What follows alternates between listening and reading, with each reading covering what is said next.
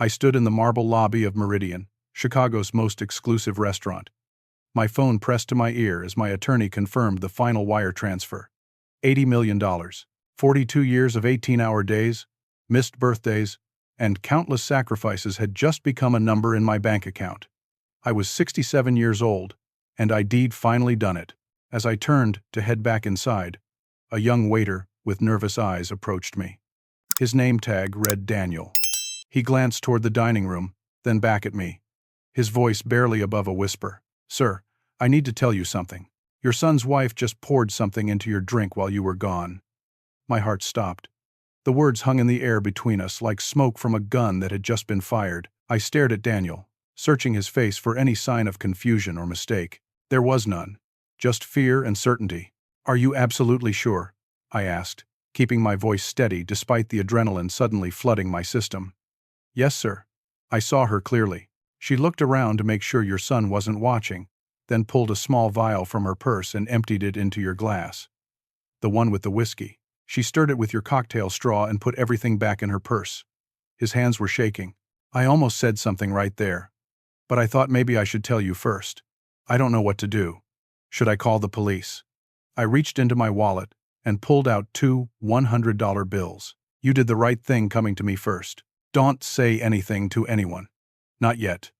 Let me handle this." Daniel took the money with trembling fingers. "Sir? Are you sure? What if it's something dangerous?" "That's exactly why I need to handle it carefully," I said. "Thank you, Daniel. You may have just saved my life." I walked back toward the dining room, my mind racing faster than it had in decades. Crystal, my daughter-in-law, of 3 years. Beautiful, charming Crystal with her perfect smile and her habit of asking detailed questions about my business. Crystal, who always seemed just a little too interested in my financial affairs, who'd casually inquired about my estate planning more times than seemed natural.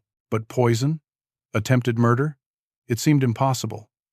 Yet, as I approached our table, watching her laugh at something Garrett said, I realized I'd been blind. The intensity in her eyes when she looked at me wasn't affection. It was calculation. They both looked up as I returned. Garrett, my son, my only child, smiled broadly. "Everything okay with the transfer, Dad?" "Perfect," I said, sliding into my chair. "Just a few final details about the escrow account." My whiskey glass sat exactly where I'd left it, the ice cubes slightly more melted now. I looked at it carefully, seeing nothing unusual. Whatever Shed put in there had dissolved completely. Crystal watched me with an expression I'd always read as attentive interest. Now it looked like something else entirely. Anticipation. "Crystal," I said suddenly, "would you mind grabbing my reading glasses from my coat? I left them in the inside pocket. I want to look over the wine list properly." "Of course," she said, standing gracefully. She was wearing a black dress that probably cost more than most people made in a month. Garrett had expensive taste, and Crystal encouraged it. The moment she turned toward the coat check, I acted. The dining room was dimly lit, candles on every table creating an intimate atmosphere. Our table was slightly secluded, positioned in a corner that provided privacy. I reached across and switched my glass with Crystal's in one smooth motion. The glasses were identical, both Waterford crystal tumblers filled with amber liquid and ice. Unless you'd been watching closely, you'd never notice. My heart pounded as I set the glasses down. Crystal's now sat in front of me. Mine, with whatever poison Shed added, sat where hers had been. She returned a moment later with my glasses case, which I'd deliberately left empty. "I don't see any glasses in here, Brooke." "My mistake," I said, patting my shirt pocket. "They were here all along. Senior moment." She smiled indulgently and sat down. Garrett squeezed her hand affectionately. "Dad's earned the right to a few senior moments after today." I raised my glass, the one that had been Crystal's. "To family," I said. "And to new beginnings." We all clinked glasses. I watched Crystal over the rim as I took a small sip. She drank from her glass without hesitation, taking a generous swallow of the poisoned whiskey. The next 15 minutes were the longest of my life. I kept the conversation flowing, talking about my plans for retirement. Maybe I'd buy that ranch in Montana I'd always dreamed about. Maybe I'd finally learn to fly fish properly. Garrett was enthusiastic, suggesting we could take trips together. Crystal nodded along, but I noticed she was drinking more quickly than usual, finishing her cocktail and immediately ordering another whiskey. I ordered appetizers, Oysters for the table, seared scallops, a Caesar salad prepared tableside. The waiter, not Daniel but an older man named Marcus, performed the salad preparation with theatrical flair. Crystal watched him but seemed distracted. Then it started. She set down her fork with a soft clink against the china. Her hand was trembling. I watched a bead of sweat form on her temple, just below her perfectly styled blonde hair. "Are you okay?" Garrett asked immediately, always attentive to her. "I'm fine," she said, but her voice was tight, just warm. But she wasn't fine. Over the next few minutes, the color drained from her face. More sweat appeared on her forehead, her upper lip. Her breathing became rapid and shallow. She gripped the edge of the table. "Crystal, you're scaring me," Garrett said, his voice rising with concern. "What's wrong?" She stared at her empty glass, then at mine. I saw the exact moment understanding hit her. Her eyes went wide with pure terror. She looked at me, and I looked back calmly, letting her see that I knew. That I'd known all along. "You switched them!" she gasped, her voice barely audible. "You switched our drinks." The words fell into our corner of the restaurant like stones into still water. The couple at the nearest table glanced over. Garrett froze, his hand still extended toward Crystal. "What are you talking about?" he asked, confusion written across every feature. "Dad, what's she talking about? What drinks?" I set down my fork very carefully. "Crystal knows exactly what she's talking about. Don't you, Crystal?"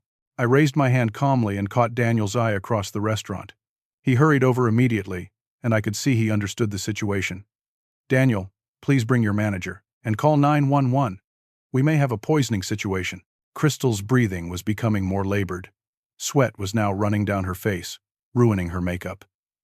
Garrett demanded, his voice loud enough that several other diners turned to look. "Someone tell me what's happening." "Your wife," I said, my voice steady despite the rage and heartbreak churning inside me. "Tried to poison me tonight. A waiter saw her pour something into my drink while I was taking my phone call. So, I switched our glasses. She just drank whatever she intended to kill me with." Garrett's face went through a series of expressions so quickly I couldn't track them all. Disbelief, shock, confusion, and then something that looked almost like fear. "That's insane. Crystal would never." "Dad, you've made some kind of mistake. Ask her," I said simply, keeping my eyes on Crystal. "Ask her to explain." Crystal was shaking now. Whether from the drug or from fear, I couldn't tell. "I don't. I can't. Garrett, I need to go to the hospital. Something's wrong. I can't breathe right." The restaurant manager arrived, a distinguished-looking man in his 50s named Thomas, according to his name tag. Daniel must have briefed him because he took in the situation immediately. "Sir, the paramedics are on their way. They should be here in just a few minutes." We're 2 blocks from Northwestern Memorial. Other diners were openly staring now. Our celebration dinner had become a spectacle. I should have been embarrassed, but all I felt was cold clarity. "Please tell security to make sure no one leaves this table," I said to Thomas. "Especially Mrs. Crystal." "Dad, this is crazy." Garrett stood up abruptly, his chair scraping against the floor. "You can't just accuse Crystal of trying to murder you. You don't have any proof." "The proof is dissolving in her bloodstream right now," I said quietly. "Whatever she put in my drink, she's experiencing it herself." Crystal made a choking sound. Her eyes were unfocused, pupils dilated. The drug was hitting her system hard. "Garrett," she slurred. "Garrett, I'm sorry. I'm so sorry." "Sorry for what?" Garrett knelt beside her chair, gripping her shoulders. "Crystal, you're not making sense. Just hold on. The ambulance is coming." But Crystal was beyond rational control now. The combination of whatever Shed used and the sheer panic of realization had broken through her careful facade. She started laughing, a high, hysterical sound that made my skin crawl. "It wasn't even my idea," she said, the words tumbling out between gasping breaths. "It was supposed to be simple, painless. Your precious perfect son knew about it the whole time. We planned it together." The world stopped. Garrett's hands fell away from her shoulders. His face went completely white. "Crystal, shut up. Shut up right now." But she couldn't stop, or wouldn't. The drug had lowered every inhibition, stripped away every filter. "We needed the money, Garrett. Your father was going to put everything in that stupid charitable trust. We'd never see most of it. This was the only way. You said so yourself." I felt something break inside my chest.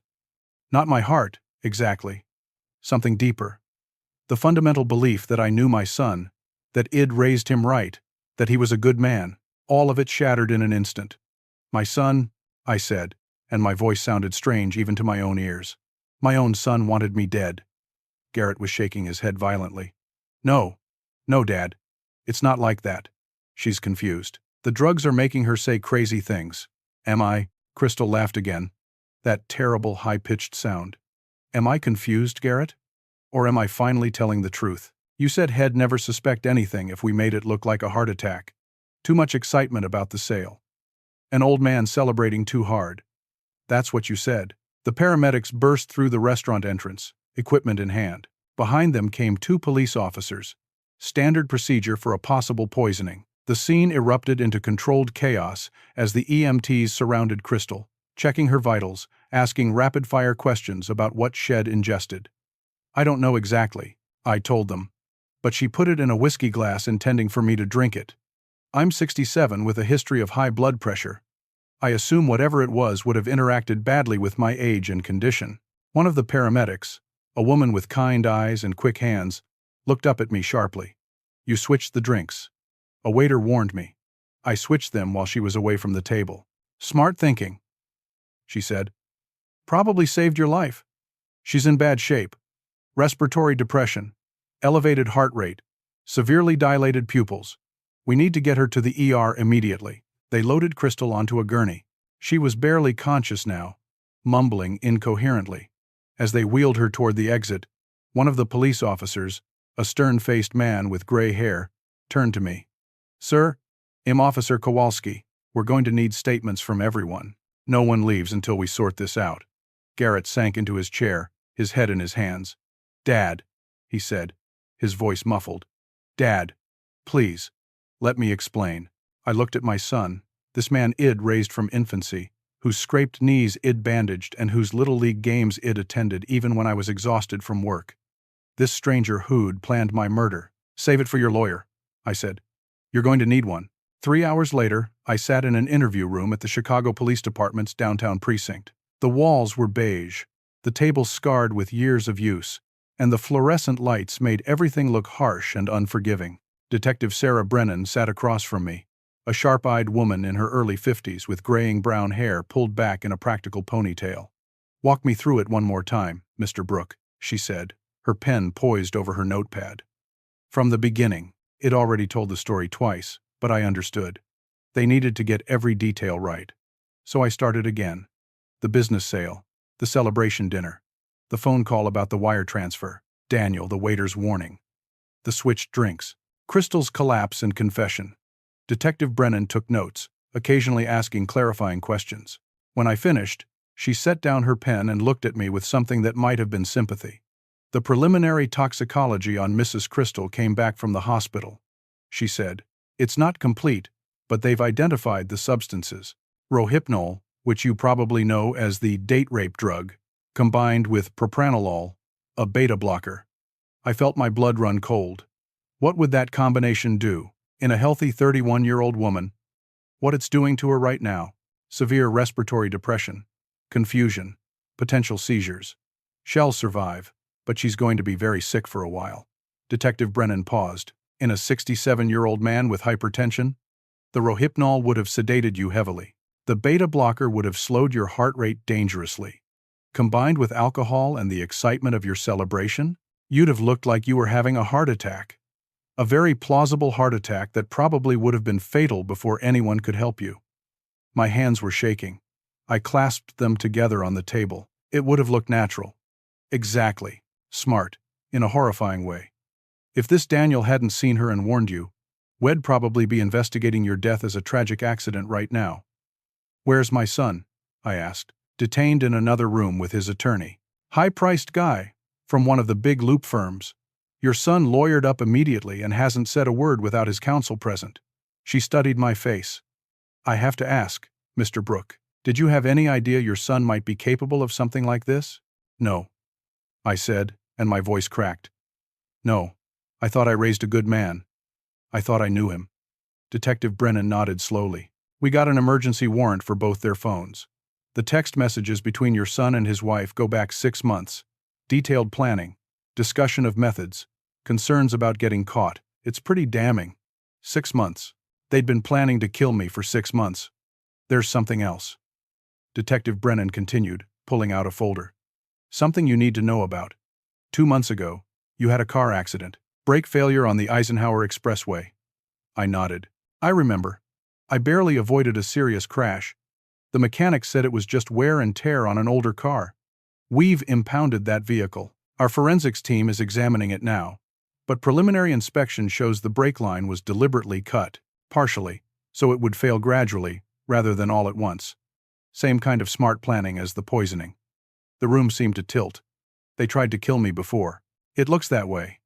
And there's another incident we're examining.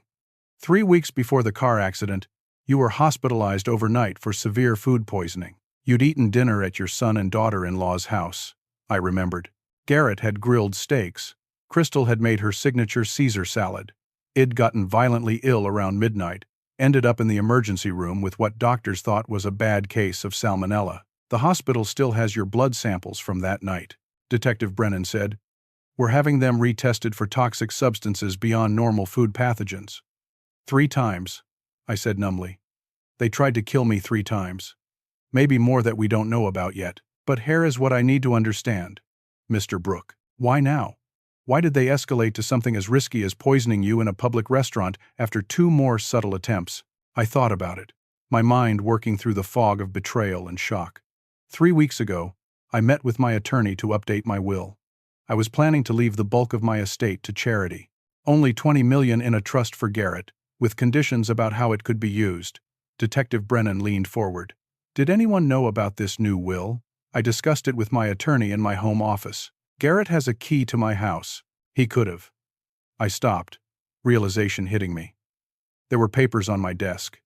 Draft documents. If he came by when I wasn't home, he could have seen them. That would do it, Detective Brennan said grimly. They found out you were changing the will to limit their inheritance. They panicked. Decided they had to act fast before you could finalize it.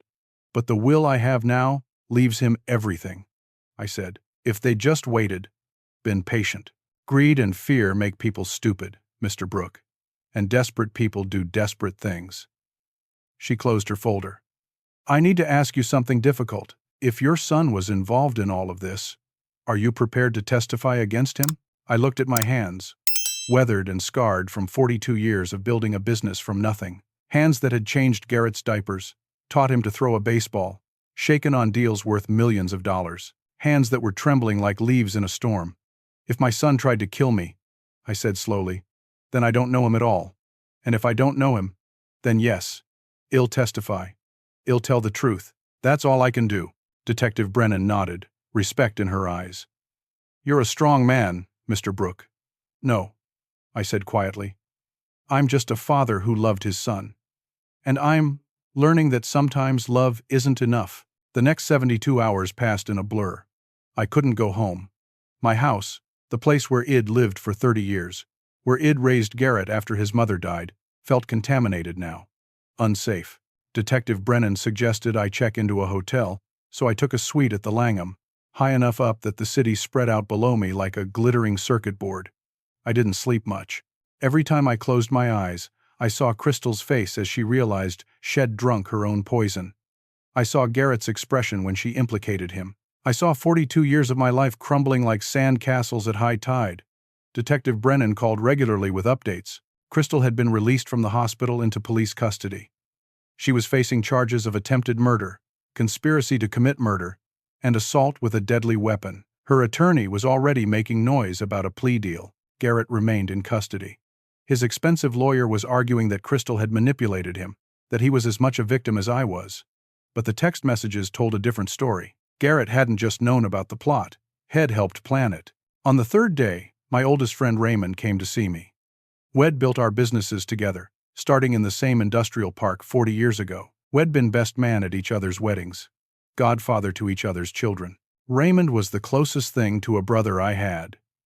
He took one look at my face and pulled me into a hard embrace. I'm so sorry, Brooke. I can't believe this is happening. We sat on the suite's balcony, 30 floors above Michigan Avenue. And I told him everything. Raymond listened without interrupting, his weathered face growing grimmer with each detail. When I finished, he was quiet for a long moment. I should have said something, he finally said. Said what? 6 months ago, Garrett came to my office, asked to speak with me privately. Raymond rubbed his face with both hands. He wanted to know about the business sale, specific details, what the final price would be, when you'd have access to the money, how the payment would be structured. I thought it was just natural curiosity.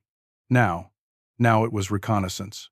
I finished. He was figuring out the timeline. If I'd told you then, maybe none of this would have happened. You couldn't have known. I said, but the words felt hollow. Could we have known? Were there signs we all missed? My phone rang. Detective Brennan, I answered immediately. Mr. Brooke, we need to meet. Something's come up. Something significant. An hour later, I was back at the police station, sitting across from Detective Brennan in the same interview room. She looked tired, like she hadn't slept much either. We've uncovered the full scope of the conspiracy, she said without preamble. Crystal's sister, Amanda, was involved. She's a nurse at Rush University Medical Center. She provided the drugs and the medical knowledge for all 3 attempts on your life. Crystal's sister, I repeated. I'd met Amanda a handful of times at family gatherings. Quiet, competent, always seemed nice enough. We arrested her this morning. She's cooperating fully, probably hoping for a reduced sentence. Detective Brennan pulled out more documents. But that's not the significant part. Mr. Brooke, did you know your son has a gambling problem? Gambling. I shook my head. No. I mean, he'd bet on a football game now and then, but nothing serious. It's very serious. We found hidden financial records. Your son has been gambling compulsively for 5 years. Sports betting, online poker, casino trips. Has lost over $700,000. The number hung in the air like an accusation. $700,000. How had I not known? Most of it was borrowed. Detective Brennan continued. Has into some very dangerous people for $350,000. People connected to organized crime. The kind of people who break legs when you don't pay up. She showed me printouts of text messages, threats, explicit descriptions of what would happen if Garrett didn't pay. Photos of Garrett at his health club, at a coffee shop near his condo, at my house. Surveillance photos meant to intimidate. The money was due 6 weeks ago, Detective Brennan said. These people sent him a final deadline. Pay up by mid-September or face consequences. Severe consequences. I stared at the messages, seeing my son's terror in his desperate responses. Promises that he'd have the money soon. Pleas for more time. And then, the most chilling one. My father just sold his business for $80 million.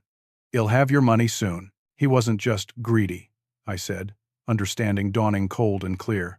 He was terrified. These text messages show the loan sharks explicitly threaten not just your son, but you. They sent photos of you, Mr. Brooke, at your favorite coffee shop downtown, at the grocery store, coming out of your attorney's office. They were telling your son, we know where your father is. We can get to him any time. I felt sick. So Garrett thought. He thought if you died naturally, before these people could hurt you to leverage him, he'd get his inheritance and be able to pay them off. You'd be safe because you'd already be dead, and he'd be safe because he'd have the money. Detective Brennan's voice was flat, professional, but I could hear the disgust underneath. He convinced himself he was protecting you. That's insane. Desperate people convince themselves of insane things, and Crystal saw an opportunity. She didn't care about the loan sharks. She just wanted the money and the lifestyle it would provide. Between the two of them, they built a justification that made sense in their twisted logic. I put my head in my hands. My son wasn't just a murderer.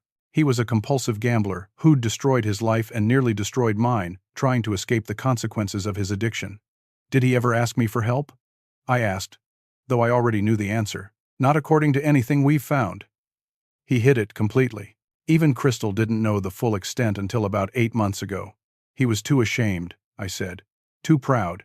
Hez my son. He thought he had to be perfect because I'd been successful. And when he couldn't be, when he fell into this hole, he couldn't come to me. He'd rather kill me than admit he needed help. Detective Brennan was quiet for a moment. Pride destroys a lot of families. Mr. Brooke, it's one of the saddest things I see in this job. I thought about all the times Garrett had seemed distant over the past few years. All the times he'd brushed off my invitations to dinner, my suggestions that we spend more time together. Id thought he was just busy with his own life. Id given him space, respecting his independence. Id given him space to plot my murder. What happens now? I asked. Crystal's attorney is negotiating a plea. She's looking at 20+ years. Amanda, the sister, might get 8 to 10 if she keeps cooperating. Your son. Detective Brennan paused.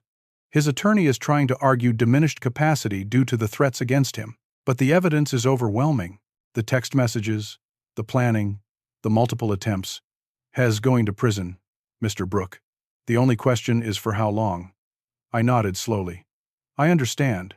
There's one more thing. The FBI is now involved because of the organized crime connection. Your son's testimony could help them build a case against the loan sharks. If he cooperates fully, it might reduce his sentence somewhat. Does he know this? His attorney does. Whether your son will cooperate, I can't say. I stood up, suddenly needing to get out of this gray room with its fluorescent lights and air that smelled like burnt coffee and desperation. Thank you, Detective, for everything you've done. Mr. Brooke, she said as I reached the door. For what it's worth, I'm sorry. No parent should have to go through this. No, I agreed. But apparently, I wasn't much of a parent if my son felt he couldn't come to me when he was drowning. I left before she could argue with me. Some truths are too heavy to debate. 2 weeks after the arrest, against the advice of my attorney, I decided to visit Garrett in county jail. I needed to see him. I needed to look my son in the eye and understand how we'd gotten here. The Cook County Jail was exactly as grim as I'd imagined. Gray walls, harsh lighting, the smell of industrial cleaner trying and failing to mask less pleasant odors. I went through security, surrendered my belongings, and was led to a visitation room where inmates met with family through plexiglass barriers. Garrett was already sitting on the other side when I arrived. I almost didn't recognize him. Had lost at least 20 pounds in 2 weeks.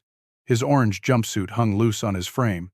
His face was gaunt, dark circles under his eyes making him look a decade older. When he saw me, his expression crumbled. We picked up our respective phones simultaneously. Dad, he said, and his voice broke. Dad, I'm so sorry. I'm so sorry. I looked at this stranger wearing my son's face and felt nothing but emptiness. I need you to explain. I need to understand why you didn't just ask me for help. Tears were already streaming down Garrett's face. I couldn't. You don't understand. I couldn't tell you. Make me understand. He took a shuddering breath. It started small, just betting on basketball games with some guys from my gym. I won at first. Won a lot, actually. 5,000 here, 10,000 there. It felt good. Felt like I was good at something besides being Brooke's son. The words hit me like a slap. Is that how you saw yourself? How else was I supposed to see myself? You built an empire from nothing. 42 years of success. One deal after another. Everyone in Chicago knows who Brooke is. I was just the son of a successful man. I never built anything, never accomplished anything on my own.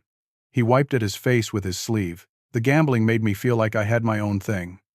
Something separate from you. So you destroyed yourself and nearly killed me to feel independent. It spiraled. I started losing. Needed to win back what I'd lost. Bet bigger to recover faster. Before I knew it, I was hundreds of thousands in debt to people who don't care about excuses or payment plans. Why didn't you come to me then? The first time you realized you were in trouble. Because I was ashamed, Garrett shouted, then lowered his voice as a guard looked over. Because I was 38 years old and I'd thrown away almost $1 million on stupid bets. Because you would have been so disappointed in me. Because I couldn't stand the thought of seeing that look on your face when I told you what I'd done. So murder was better than disappointment. They threatened to kill you, Dad, those loan sharks. They sent me pictures of you. Said if I didn't pay, they'd hurt you to make me watch. They'd torture you to get to me. I couldn't let that happen. And you thought the solution was to kill me yourself. Garrett put his face in his free hand. Crystal said, if you died from what looked like natural causes, you'd be safe. You'd be gone before they could touch you. And I'd have the inheritance to pay them off. Everyone would be safe. It made sense at the time. I swear it made sense. Nothing about murdering your father makes sense, Garrett. I know that now. Don't you think I know that? Every second in here, I know it. I dream about you dying because of me. I wake up in a cell with men who've done terrible things, and I realize I'm one of them. I'm worse than them because they hurt strangers. I tried to hurt my own father. I watched him fall apart and felt my own eyes burning. I knew you were in trouble, I said quietly. Garrett's head snapped up. What? 3 months before you tried to kill me, I knew something was wrong. You were distant, distracted. You'd lost weight. You were avoiding me. So I hired a private investigator to find out what was going on. I know about the gambling. I know about the debts. I've known for months. Garrett's mouth fell open. You knew. I was planning to help you. The updated will you and Crystal found, the one that left most of my estate to charity? That was a decoy. A draft I left where I knew you might find it if you were snooping. I leaned closer to the plexiglass. My real will, the one with my attorney, left you $40 million in a protected trust. Your debts would be cleared completely. But there were conditions. Mandatory counseling for gambling addiction, regular oversight of your finances, a structured path to recovery. I watched the information sink in, watched my son's face go through shock, confusion, and then devastating comprehension. You were going to save me, he whispered. I was going to tell you everything the week after the business sale closed. I was going to sit you down, tell you I knew about the gambling, tell you about the money and the plan. I was giving you a chance to come to me yourself first, to be honest with me. I wanted you to trust me enough to ask for help. My voice was steady, but tears were running down my face now. You just had to wait 1 more week. You just had to ask. Garrett's entire body shook with sobs. Oh God, Dad, what have I done? You chose pride over trust, shame over honesty, and you nearly destroyed both our lives because of it. I was so scared. The threats, the debt, the shame, I couldn't think straight. Crystal kept saying this was the only way, that you'd never have to know, that it would look like an accident and everyone would be fine. Did you love me? I asked. When you were planning my death, did any part of you still love me? Yes. God. Yes, Dad. That's what made it so horrible. I loved you and I was going to kill you. Every day I thought about backing out. Every day I told myself I couldn't go through with it, but then I'd get another threatening text and I'd panic and convince myself again. He pressed his palm against the plexiglass. I'm sick, Dad. Something's broken in my brain. The gambling, the debts, the murder plot. None of it makes sense when I try to explain it. You're an addict, I said. Addiction makes people do terrible things, but it doesn't excuse them. I know. I'm not asking for excuses. I'm not even asking for forgiveness. I know I don't deserve it. I just need you to know I'm sorry. I'm so sorry that sorry isn't even a real word anymore.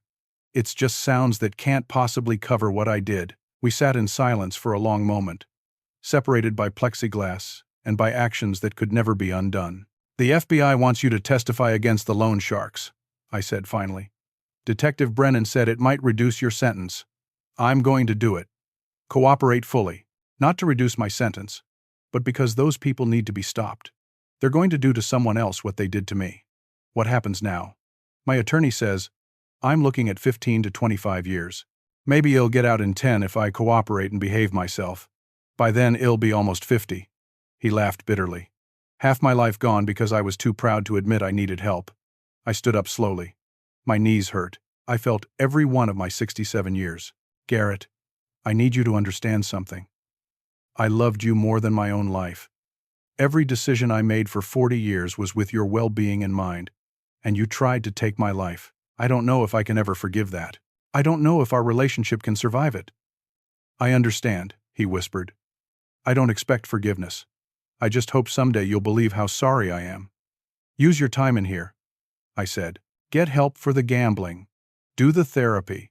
Become someone better than the person who sat at that restaurant table planning patricide. Because the Garrett I raised would never have done what you did. Find him again, for your own sake, if not for mine. I will, I promise. I hung up the phone without saying goodbye and walked out. Behind me, I could hear Garrett calling my name, but I didn't turn around. I couldn't. If I looked back at him crying in that orange jumpsuit, I might break completely. In the parking lot, sitting in my car, I finally let myself fall apart.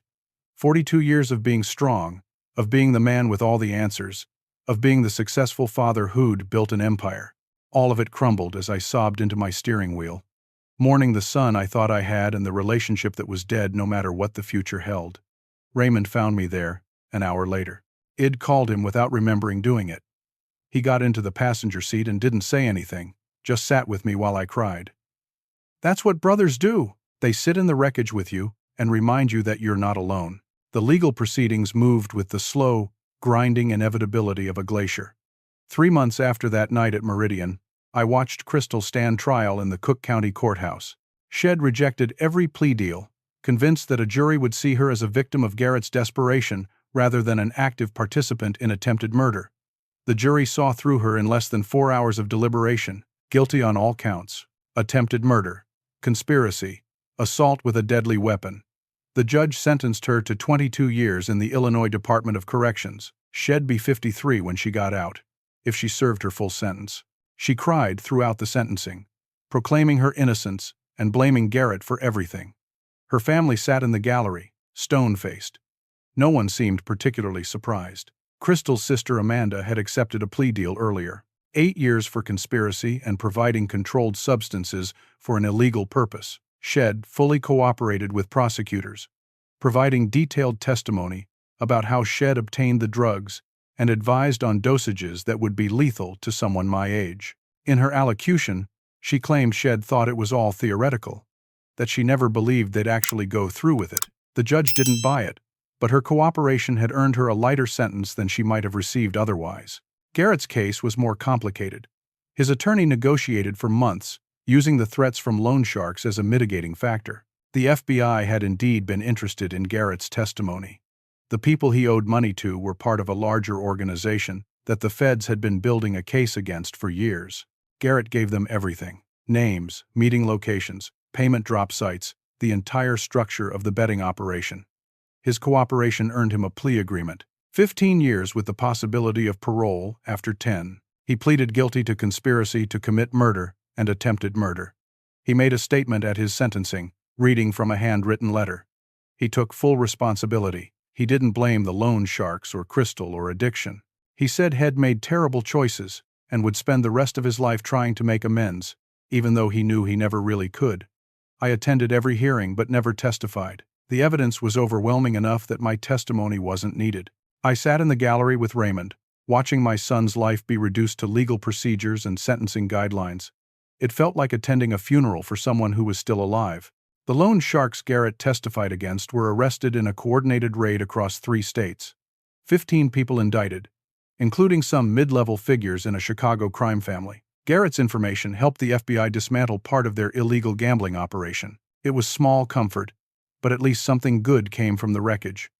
Through all of this, I tried to rebuild a life that made sense. The business sale had completed without issues. The $80 million sat in various accounts, earning interest, waiting for me to decide what to do with it. Money that had seemed so important now felt meaningless. I started seeing a therapist, Dr. Ellen Martinez, a woman in her 60s who specialized in trauma and family dysfunction.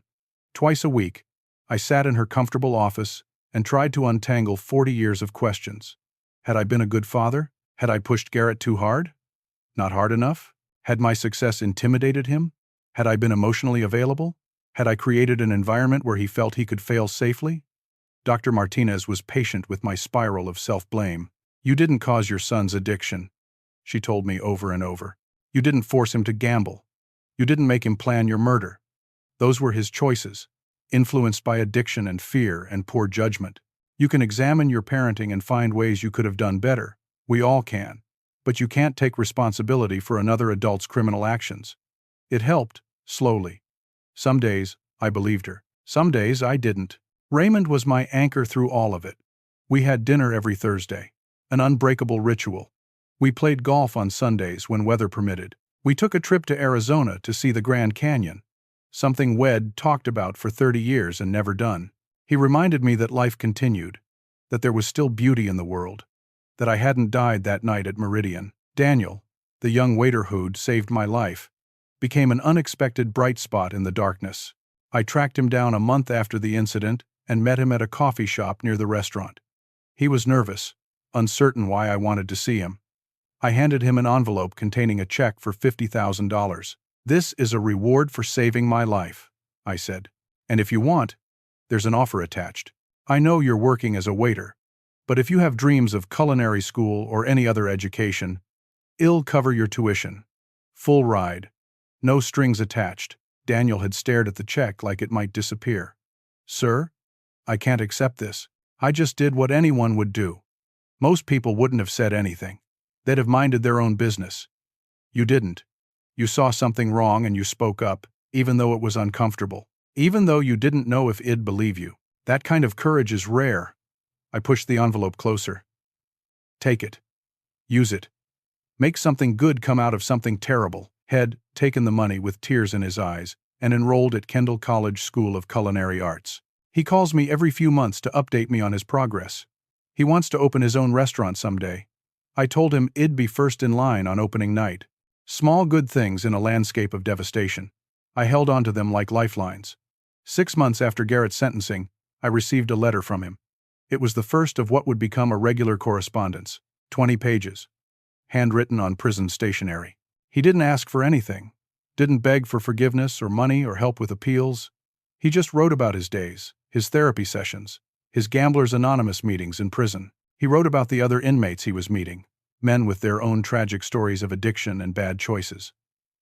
Head started teaching literacy classes, helping guys who'd never finished high school learn to read. He was working in the prison library.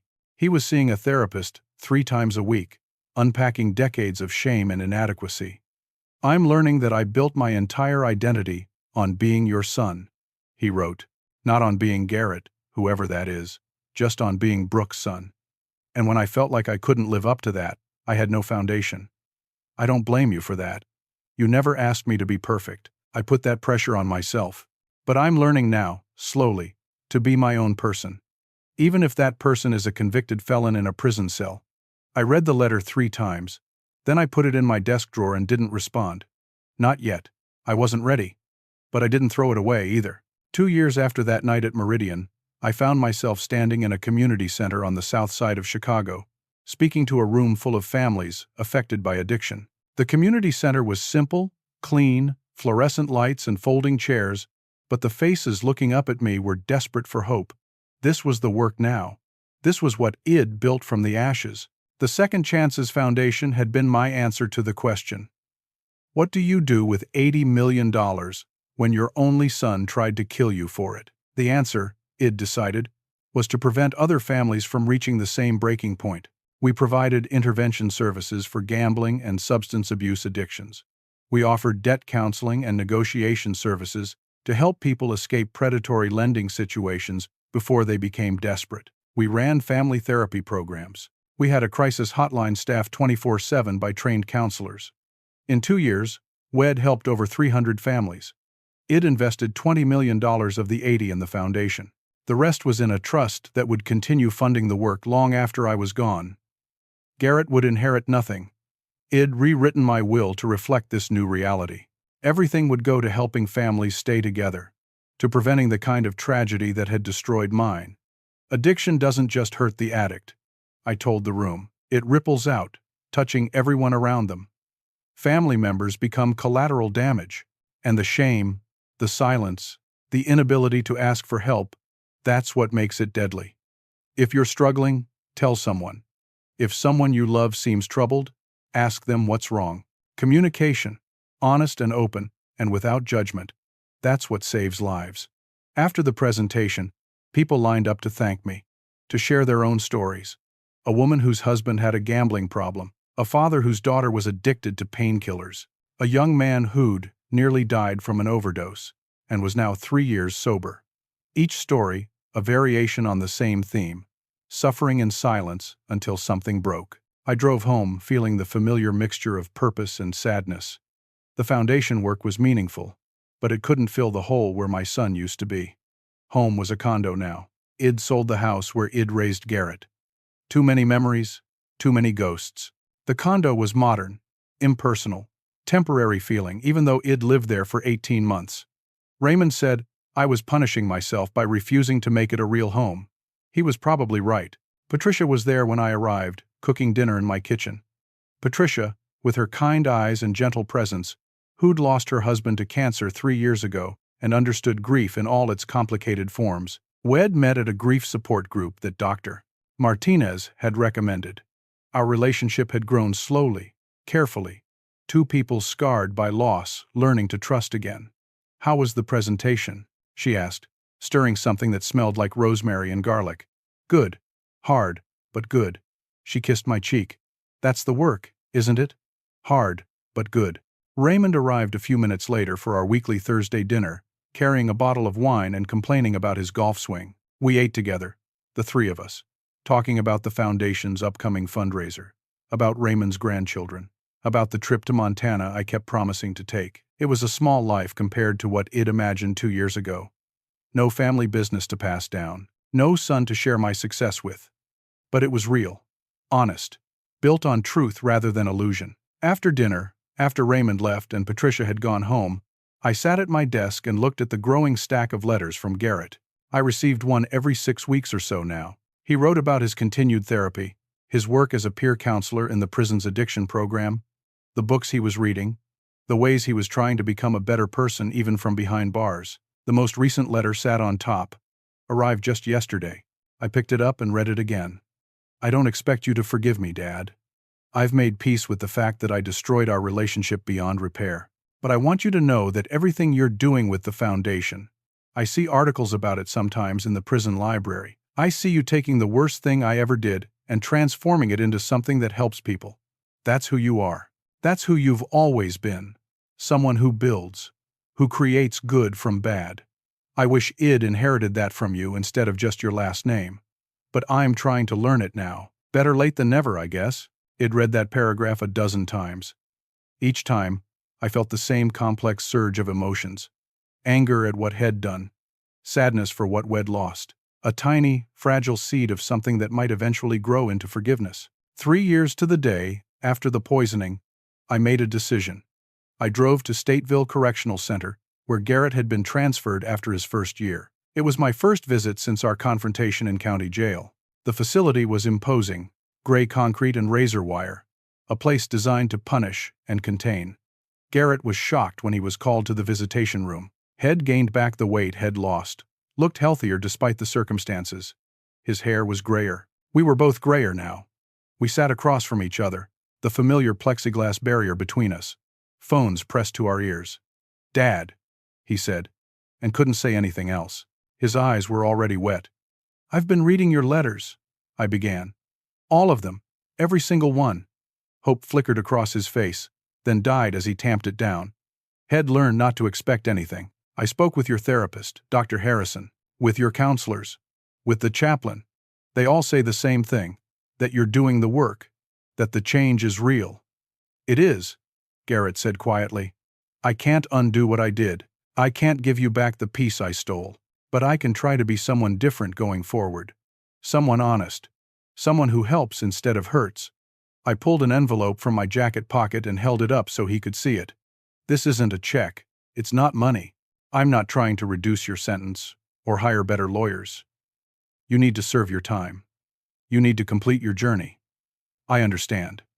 But this is a job offer. When you get out, if you stay clean, if you continue your recovery, there's a position waiting for you at the Second Chances Foundation, helping other families avoid the mistakes we made. Using your experience to save people from themselves." Garrett's face crumpled. "I don't deserve that. I don't deserve you." "No," I agreed. "You don't. But grace isn't about deserving.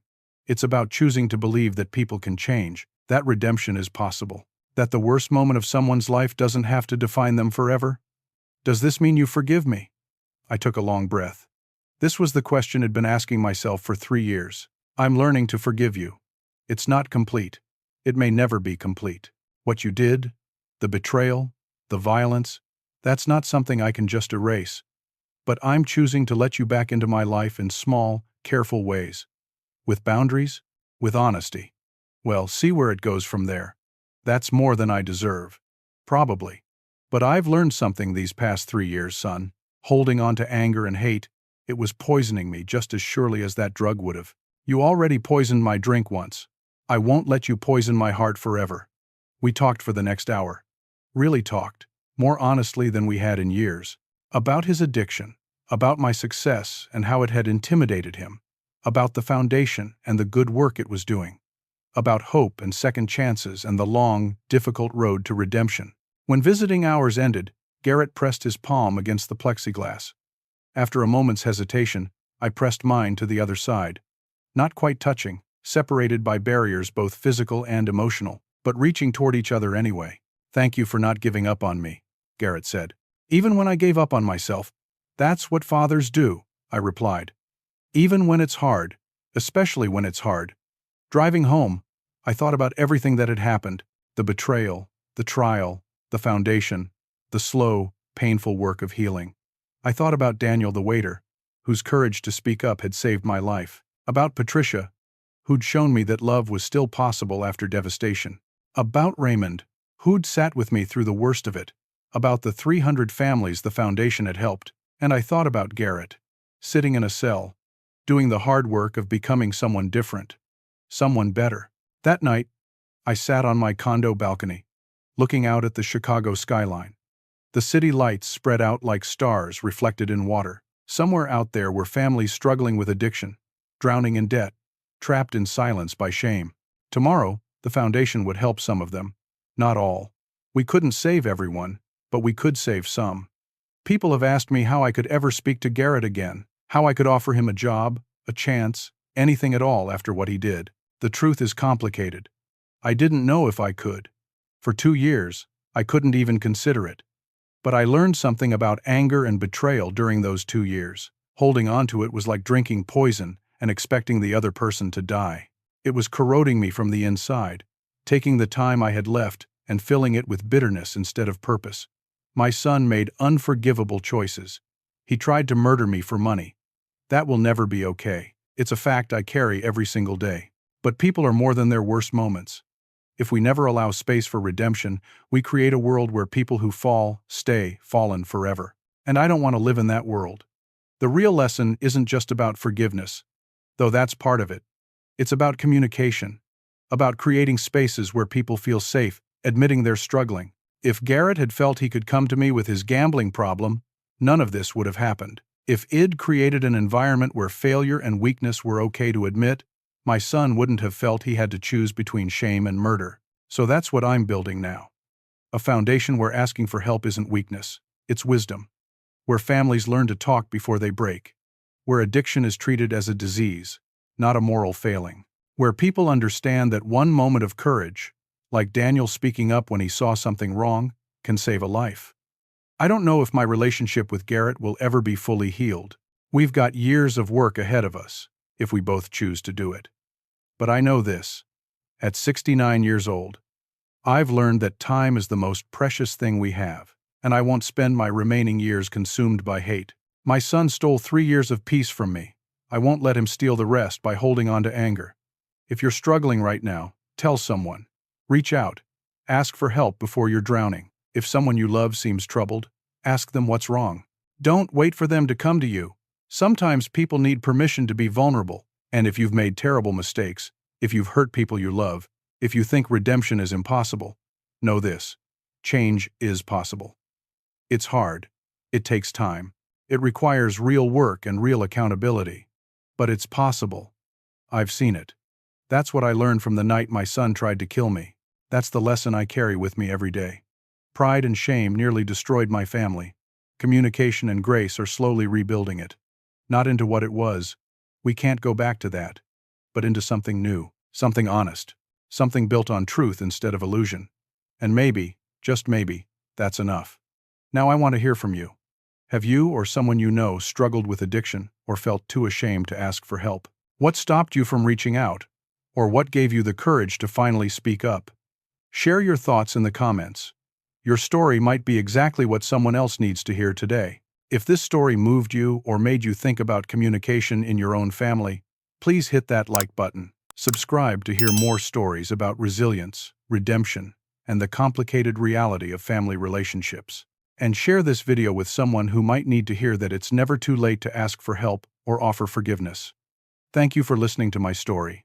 I hope it reminds you that even in our darkest moments, we have the power to choose grace over vengeance, hope over despair, and connection over isolation. Take care of yourselves and each other. Until next time.